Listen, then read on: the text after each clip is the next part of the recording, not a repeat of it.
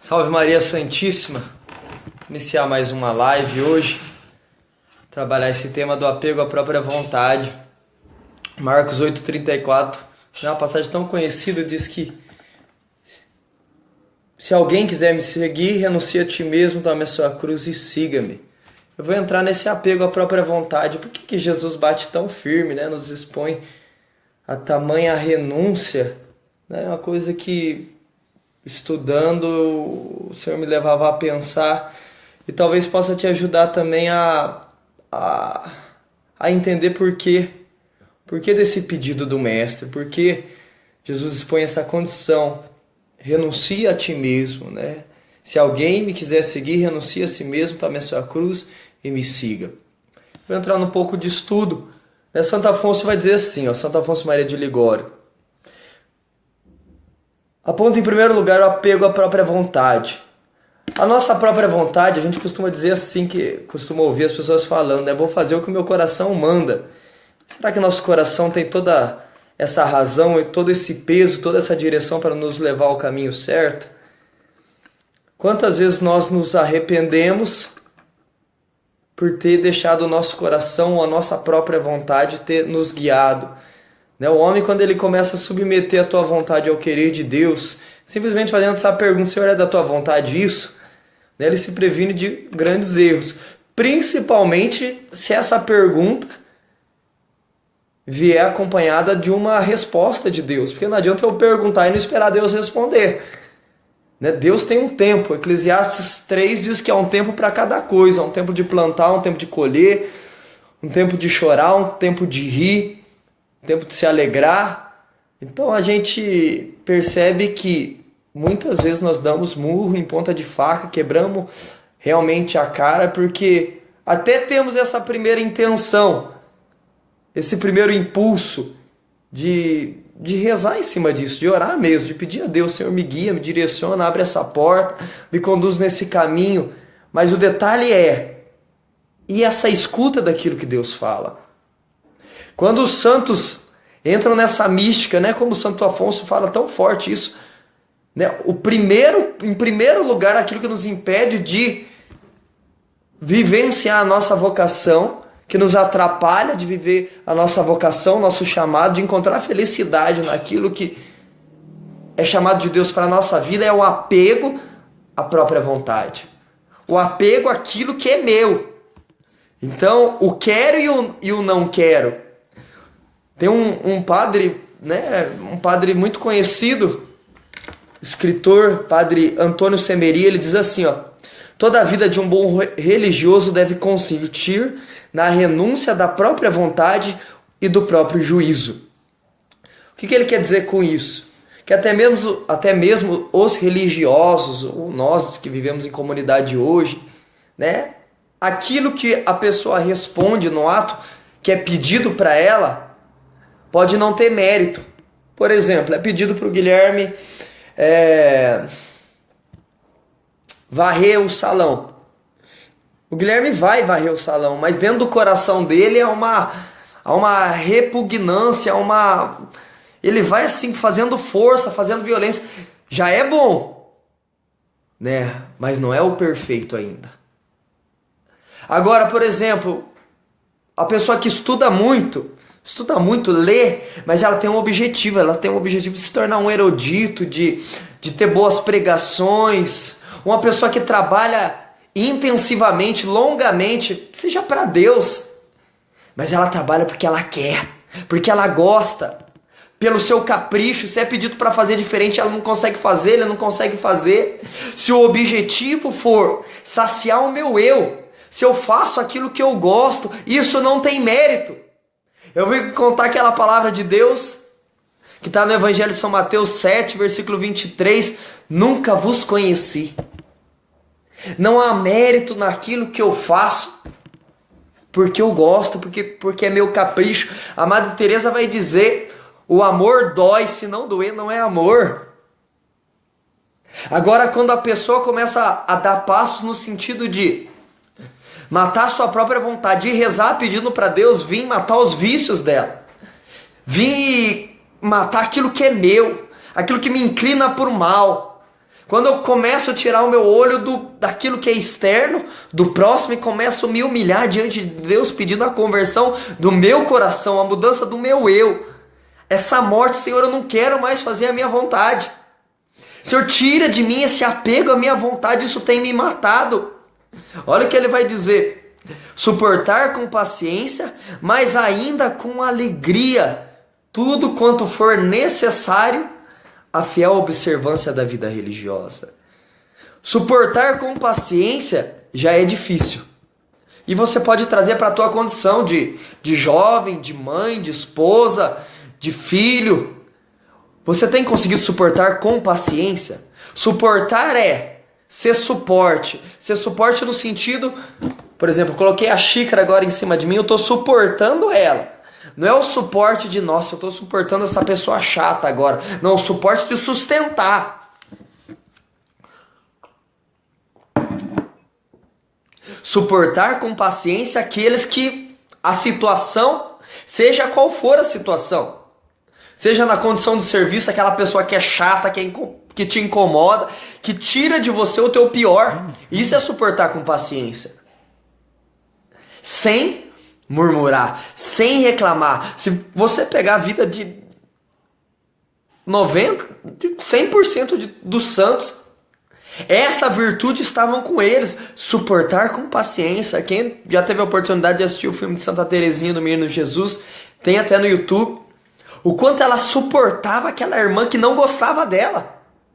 A irmã vinha com 7 armas na mão, e ela com amor, porque Santa Teresinha tinha uma meta: fazer bem feitas as pequenas coisas, amar ao extremo as pequenas coisas, as pequenas condições do dia a dia, da vida ordinária, daquilo que acontece no ordinário.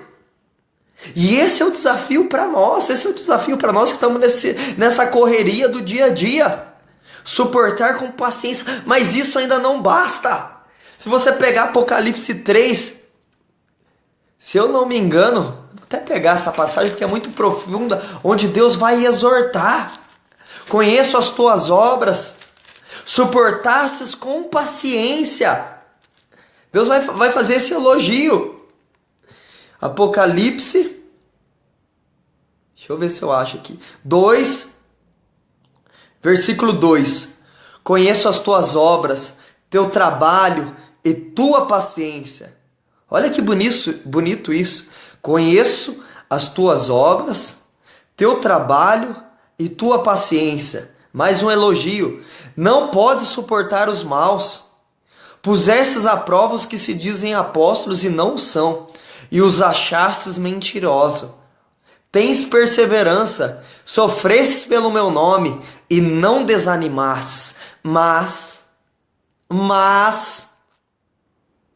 tenho contra ti que arrefecestes o teu primeiro amor. É uma carta a Éfeso, a igreja mais espiritual, a comunidade mais espiritual que havia. Por isso que quando João pega a Santíssima Virgem, eles vão para essa comunidade de Éfeso, uma comunidade espiritual. Mas há uma crítica: tenho contra ti que arrefecestes o primeiro amor. Eles receberam elogios também.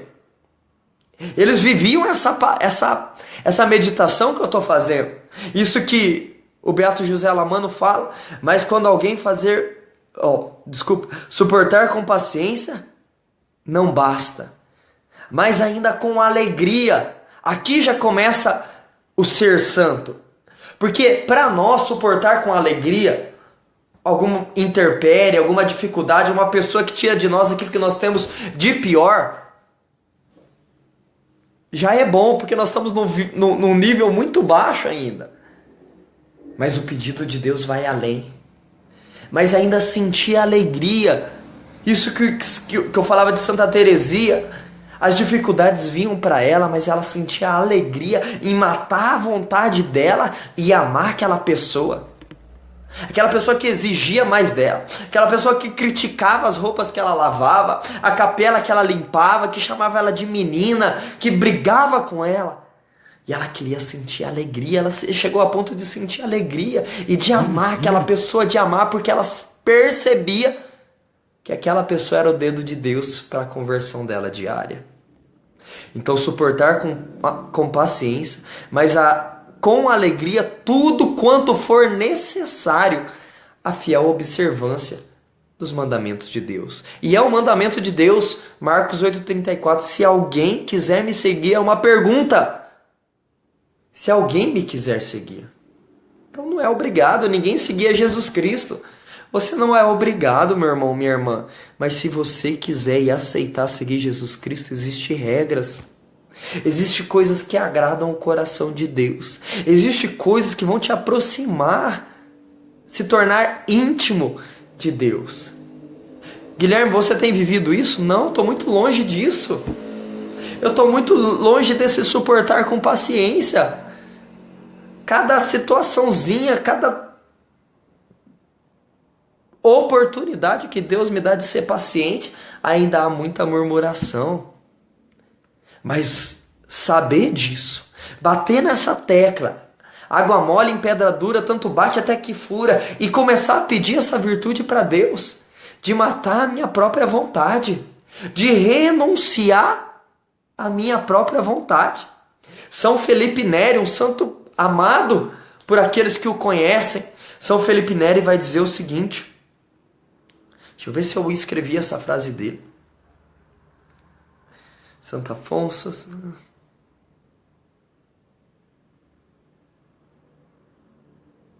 São Felipe diz assim, vou pegar aqui no livro, que é mais fácil. São Felipe Neri diz assim, ó. Cadê? Sumiu aqui. Aqui, achei. São Felipe costumava dizer, dai-me 2 dedos e mostrava a fronte, e eu vos darei um santo. Outras vezes dizia ainda a quem se preparava a abraçar o estado religioso, se renunciares à tua vontade, conseguirás. Se renunciares à tua vontade, conseguirás, porque é o principal empecilho. Quando diz isso, me dê 2 dedos e eu te mostrarei um santo, e ele mostra a face dele, ele está falando que ele era esse homem que conseguiu matar a própria vontade para fazer a vontade de Deus. E quem conhece a vida de São Felipe Neri, por isso que no santo a sinceridade, para nós parece orgulho ver São Felipe Neri falando isso, me dá 2 dedos. E aí esses 2 dedos apontam para ele, ele mostra a face dele, a fronte dele está mostrando ele. Eu te mostrarei um santo, um homem que matou a sua própria vontade. Porque qual que era a vontade de São Felipe Neri? A vontade de São Felipe Neri era pertencer à companhia de Jesus, ser um seguidor de Santo Inácio de Loyola e ir para as Índias evangelizar. Mas qual que era o querer de Deus para São Felipe Neri? Que ele trabalhasse com crianças que ninguém queria trabalhar, crianças da rua, crianças rebeldes, crianças que não tinham pais e nem mães, e fazer dessas crianças um perfume agradável a Deus. Então, quando ele traz essa frase tem um peso muito forte na vida de São Felipe Neri e na vida daqueles que o conheciam, porque era de conhecer de todos que o coração desse homem ardia por ser um missionário, então ele mata a vontade dele para fazer a vontade de Deus. Agora vai ter algumas, nesse estudo do Beato José Lamano, desse livro A Vida Espiritual, ele vai dizer que existem algumas coisas que, se não me engano 3, que podem causar prejuízo, podem te fazer mal, e por isso nosso Senhor Jesus Cristo fala, se alguém me quiser seguir, tome a sua cruz, renuncie a si mesmo. Eu estou meditando isso, o apego à própria vontade. Um dos prejuízos é o seguinte, essa pessoa que não consegue matar a sua vontade, ela não tem paz. Ela não tem paz interior. Por quê? São Bernardo vai dizer assim, ó, desapareça a vontade própria e não haverá mais inferno. Olha a frase de São Bernardo de Claraval. Desapareça a vontade própria e não haverá mais inferno. Santo Afonso de Ligório, meditando essa frase dele, ele diz o seguinte, a vontade própria não só conduz ao inferno, na outra vida, como também nessa nos faz sofrer um inferno antecipado. O que esses santos estão querendo dizer para nós? Um diz assim, ó, desapareça a vontade própria e não haverá mais inferno. O outro diz assim, ó, não só haverá inferno na outra vida, mas nessas pessoas que não matam a sua própria vontade já vivem um inferno. E aí eu quero pegar a palavra de Deus, Isaías 48, 22, a tua palavra vai estar escrita assim, ó, não há paz para os maus. Isaías 48, versículo 22. Não há paz para os maus. Na tradução deles vai estar assim, ó. Não há paz para os ímpios.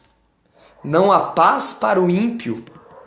Perceba, meu irmão, minha irmã, que a pessoa, o ímpio, o mal, aquele que usa de maldade, aquele que não tem o coração em Deus, ele não tem paz. Ele tem que tomar remédio para dormir.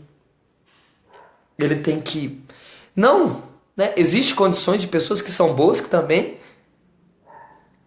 tomam remédio, né? Mas perceba o quanto a probabilidade de quem é mal cair, buscar fugas nas drogas, nas bebidas, né? Perceba os filmes, por exemplo, aonde há um milionário, há um copo de uísque, que é uma bebida muito forte.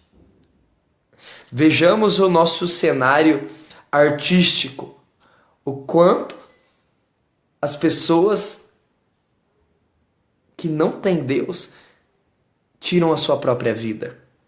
O que é isso? É isso que ele está dizendo aqui. A pessoa que não consegue matar a sua vontade. E não é só matar a sua vontade. É matar a sua vontade e submeter a sua vontade à vontade de Deus. Isso dói. Eu vi a Dona Rosa aqui entrando e a Dona Rosa estava nesse final de semana num retiro conosco, lá no Dom Bosco, um retiro de jovens onde ela foi, e eu parei um pouco para conversar com ela.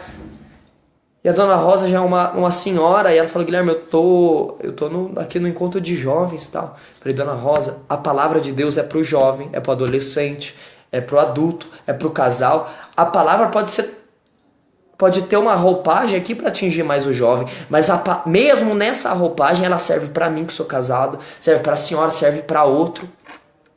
Mas aonde eu quero chegar? Que essa mulher estava lá matando a sua vontade, porque ela queria Deus. Aparentemente tinha um monte de jovem ali, mas eu falava para ela: a senhora não vai sair daqui sem a parte da senhora da herança, porque matou a sua vontade. Matar a vontade dói. O segundo prejuízo da pessoa que não consegue matar a sua própria vontade é uma vida despojada de merecimentos. Se você tiver um papel, anota isso. O primeiro é uma vida sem paz. O segundo é uma vida despojada de merecimentos. São Bernardo vai comparar o apego à própria vontade a dois animais: o sanguessuga e a víbora. O sanguessuga é um animal que, se te morder, ele vai tirar todo o teu sangue. E a víbora é conhecida pelo seu veneno. No campo espiritual, vou ler: compare a vontade própria, a sanguessuga e a víbora. Defende-te desta sanguessuga que é a vontade própria, pois atrai tudo a si. Defendemo-nos dela como de uma víbora perigosa e venenosíssima. A semelhança da sanguessuga que, chupando o sangue, debilita e esgota as forças, assim a vontade própria elimina o princípio de todos os méritos, a vontade de Deus. E como a víbora envenena o sangue, assim a vontade própria danifica todos os nossos pensamentos, todas as nossas ações e conduz à morte da alma. Grande mal é a vontade própria, por ela o bem que fazemos não é bem. Então a sanguessuga tira todo o nosso sangue. A vontade própria, ela tira de nós todo o desejo de fazer a vontade de Deus. E por que a víbora? Porque esse veneno, aonde eu, Guilherme, acho que aquilo que eu gosto de fazer, não, eu vou pregar desse jeito, eu vou falar desse jeito, eu vou direcionar desse jeito, eu vou fazer desse jeito, é melhor. Aí eu mato a escuta do que Deus acha melhor nesse momento. E os méritos, as virtudes são eu muitas vezes ter a graça e a coragem de matar aquilo que eu penso e aquilo que eu acho e submeter à palavra de Deus.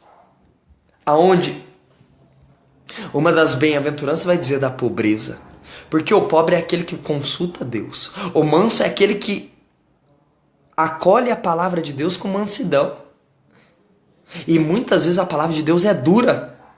Na maioria das vezes quando eu rezo, e o primeiro objetivo é esse, rezar. Porque sem oração você não ouve a Deus. Mas um coração que se inclina para ouvir o que Deus quer. Deus vai falar mesmo que você não saiba ler. Deus vai falar mesmo com analfabeto. Porque Deus olha o coração que se inclina, que mata a sua vontade para fazer a vontade de Deus. Mas o soberbo, o orgulhoso, ele não tem essa graça. Ele não tem essa graça. Vou dar um grande testemunho que nós vivemos aqui na comunidade sexta-feira. Quinta-feira, no dia do pão. Já tinha acabado o pão, eu subi aqui na comunidade para fazer alguma coisa, não lembro o que. E aí tinha um irmão pedindo comida, alimento, doação. E aí eu comecei a conversar com ele. Se eu não me engano é Mateus o nome dele. E aí ele começou a falar um pouco da vida dele, que ele era um homem de Deus, tal. E aí eu falei, e ele estava bem vestido, ele falou, irmão, eu não ando de roupa suja, tal. Eu falei, mas você tem teus pais aqui, né? Era casado, tal, perdeu a família. E aí ele falou assim, a minha mãe, ela tem casa, tudo, mas eu não vou pra lá porque meus irmãos tratam ela mal e eu não suporto isso. E aí ele começou a falar, e eu falei assim, irmão, você sabe por que você tá nessa vida, né? Eu falei, porque você é orgulhoso. Ele falava muitas vezes assim, eu sou pobre, eu sou um verme, eu sou falho. E aí o Wesley, a Luzimara começou a olhar, conversar com ele. Porque o que adianta, meu irmão? A condição de vida dele estava levando ele a dizer que ele era pobre, que ele era um verme. E dentro do meu coração eu falava, eu também sou pobre, eu também sou um verme. Diante de Deus, diante das pessoas, quem sou eu? A condição de vida levava aquele homem a expressar essas palavras, eu sou pobre, eu sou um verme, eu não sei o que. Mas o interior dele havia uma arrogância tremenda que submetia a vida dele a não sair dessa condição. Por quê? Porque o orgulhoso não consegue ser humilde. Ir lá na casa da mãe dele, mesmo não entendendo, mesmo tendo razão daquilo que ele está falando, eu não suporto o jeito que a minha irmã trata a minha mãe. Então, esse cara, ele prefere ficar na rua do que matar a vontade dele e ir lá recomeçar do zero. Você vê como que a própria vontade, por isso que Jesus Cristo diz, se alguém me quiser seguir, a primeira condição, renuncie a ti mesmo. Tome a sua cruz, mas o renunciar a ti mesmo.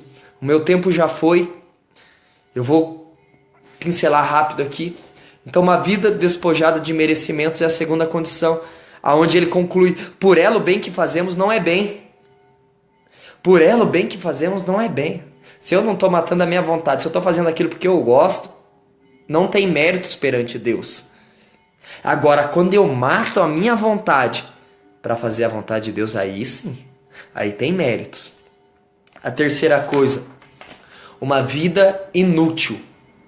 Por que uma vida inútil? Porque uma pessoa que não mata a sua própria vontade, ninguém pode pedir nada para ela.